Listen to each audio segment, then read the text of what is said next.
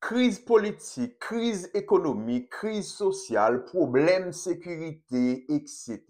Ensemble, crise pays d'Haïti a traversé, gagné de conséquences directes et graves sur la vie nous. Yo impacté quotidien nous directement. Et conséquences yo, n'est pas facile du tout pour nous énumérer yo. Nous t'as parler de monde qui obligé quitter pays sans yo pas paré pour ça. Nous t'as parler de déplacement interne dans des conditions catastrophiques. N'a parlé de haïtiens qui pratiquement perdu tout ça yo té possédé. N'a parlé de conséquences en termes de santé physiquement mais également mentalement. Mais n'a parlé tout d'un ensemble de compatriotes haïtiens qui malheureusement perdu la vie. Bref, n'a parlé de conséquences extrêmement graves que nous devons déplorer. Maintenant, écono plus ça, nous allons mettre accent sur un problème de type particulier. Nous allons regarder la vie chère que crise a provoqué, comment sur le plan pratique, il a affecté la vie nous et qui ça n'a qu'à faire pour ça. Bonjour, bonsoir tout le monde. Non pas, c'est Enomi Germain. Bienvenue dans Écono Plus.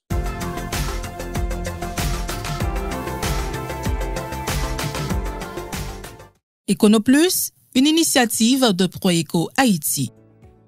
Il y a de cela longtemps que Haïti a traversé une crise. C'est comme si Mdadou, son crise qui traversait le temps.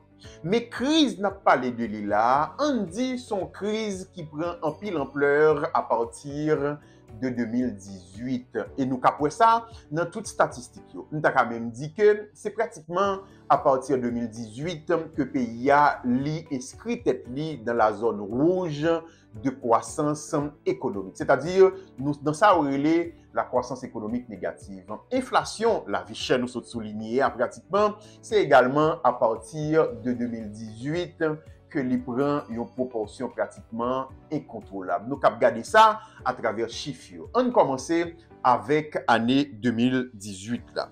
En 2018-2019, pays a gagné une inflation de 19,7%. Pas oublier, une inflation de 19,7%, c'est une inflation qui est extrêmement élevée. Et nous allons dire pour ça tout à l'heure.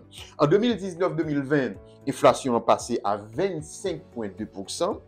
2020-2021, li pratiquement t'es autour de 13,1%. 2021-2022, 38,7%. 2022-2023, 31,8%. 2023-2024, 27,9%. Et dernière information qui est disponible, yo daté de juillet 2025. Et chiffre ça qui sorti dans IHSI, il fait état d'une inflation de 29,6%.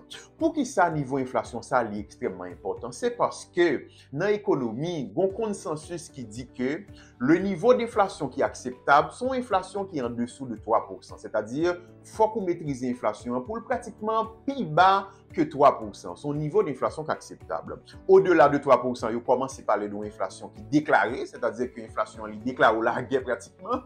Et justement, on commence à prendre deux chiffres, une inflation à deux chiffres, ou une situation d'inflation galopante.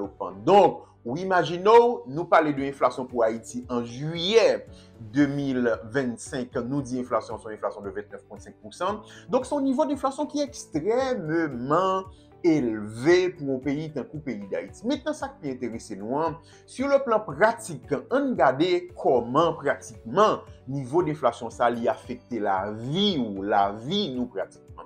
Mais pour nous faire, on considère un personnage que est Paul, dans pile Paul en Haïti. On dit en juillet 2024, parce que quand il y a parlé de l'inflation, nous devons comprendre que l'inflation, c'est un glissement annuel. Ça veut dire que Jean Priorité en juillet 2024 par rapport à Jean Yoé en juillet 2025, c'est-à-dire un glissement annuel, son intervalle pratiquement de 1 an. On dit Paul en juillet 2024, que nous considérons comme année de base, que un salaire de 100 000 gouttes. Nous d'accord, 100 000 gouttes dans l'extrêmement haut, puisque le salaire moyen en Haïti, c'est autour de 46 000 gouttes, en dessous de 50 000 gouttes dans le plutôt. Mais on dit Paul, en juillet 2024, l'étape touché 100 000 gouttes. Pourquoi on commence pratiquement?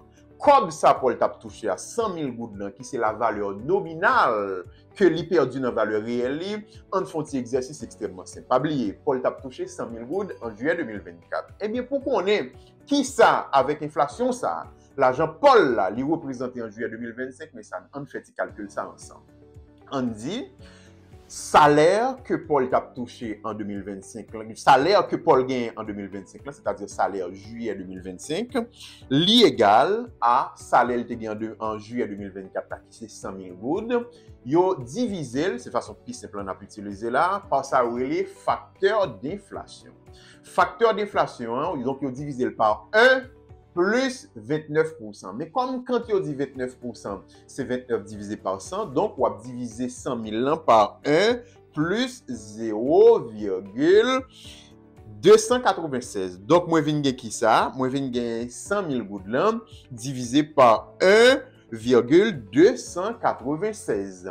Calcul ça, n'a pas gardé avec là, il baille pratiquement 77 160 gouttes. Autrement dit, 100 000 gouttes que Paul te gagné en juillet 2024 là, à cause de l'inflation, mais Paul n'a pas gagné 100 000 gouttes là encore. Non, c'est-à-dire de manière nominale, il a toujours gagné 100 000 gouttes là.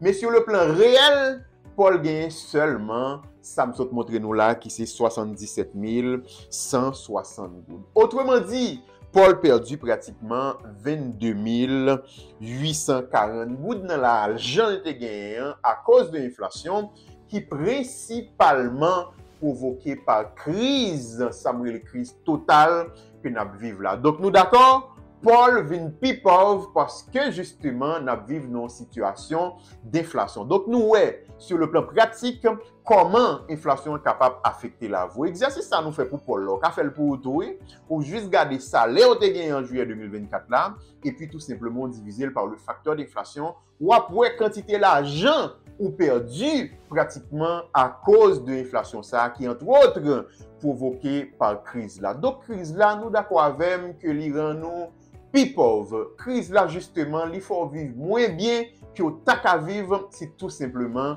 pas gagner crise. Donc crise là, il impacte la vie nous mesdames messieurs directement. Mais maintenant, qui ça ou t'as qu'à faire contre ça? Mais avant de dire qui ça t'as qu'à faire contre ça, faut d'accord, il faut admettre que il appartient justement aux autorités de maîtriser l'inflation.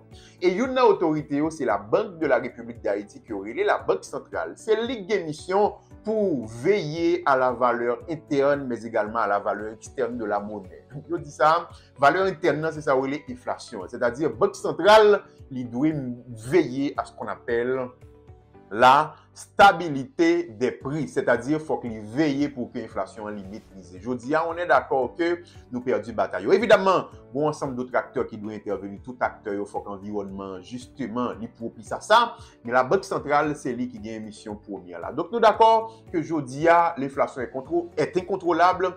Donc, l'autorité pratiquement a échoué dans ce sens. C'est-à-dire, sur le plan macro, il n'y a pratiquement pas de solution, tout au moins à court terme. Mais deuxième acteur qu'on est intervenu, en général, dans un pays qui a une inflation qui est élevée, c'est ça où les entreprises qui peuvent procéder justement avec des indexations de salaire. C'est-à-dire, indexation de salaire là, c'est-à-dire que yo justement ajuster salaire par rapport à l'inflation. En Haïti, pratiquement, on n'a pas ça. Il faut également admettre que les entreprises sont en situation de difficulté, ou bien la majorité des entreprises, puisqu'il faut être très d'accord ça. Il y a des entreprises qui profitent de la crise, mais la majorité des entreprises sont en situation de difficulté. L'État côté parle, il n'a pas indexé salaire pratiquement. Donc nous d'accord, ni sur le plan macro, ni sur le plan des entreprises, sur le plan méso, pas de solution. Donc il appartient malheureusement à eux-mêmes pour mitiger et pas qu'inflation sous la vie. Et pas de trop façon qu'à faire ça, qui c'est un. Premièrement, en général, il faut une meilleure planification financière. Meilleure planification financière, là, il veut dire que tout soit fait, au moins, il faut établir un budget. C'est-à-dire que, ou un budget qui permet de planifier des dépenses et là, ça a évité tout simplement de faire des dépenses qui ne sont pas nécessaires. Et ça a conduit nous dans la deuxième décision qu'à prendre. Nous faisons économie plus sur ça déjà, justement. C'est qu'il faut apprendre à faire le distinguo entre l'essentiel et le désirable. C'est-à-dire, qui sont besoin d'acheter essentiellement, qui ça qui est important pour, comme par exemple l'alimentation, c'est-à-dire la nourriture, comme le transport, comme la santé, comme l'éducation de vos fils, de vos filles ou bien de vos proches pratiquement, ça aussi c'est des besoins essentiels. Mais il y a d'autres besoins qui sont capables d'attendre. Par exemple, besoin pour acheter un nouveau téléphone, par exemple, son besoin qu'attendre. Tu as prendre pile l'autre besoin justement qui t'a qu'attendre. Donc, ça, c'est deux mesures. Évidemment, ou t'as qu'à parler d'une troisième mesure, qui c'est dans la mesure du possible, comment ou capable de générer de ça les revenus passifs. C'est-à-dire, de revenus qui pas forcément liés à l'activité principale ou fait, mais comment justement ou t'as qu'à entreprendre d'autres activités parallèles qui bordent d'autres revenus en quelque sorte. Mais nous très d'accord que, écoutez, il n'est pas souvent possible, notamment dans l'environnement de crise. Mais en tout cas, Econoplus ça montre, mesdames, messieurs, comment, de façon réelle, l'inflation impacte la vie et dans une certaine mesure, qui ça ou t'as qu'à faire pour mitiger l'impact de la richesse sur la vie. En tout cas, mesdames, messieurs, merci beaucoup.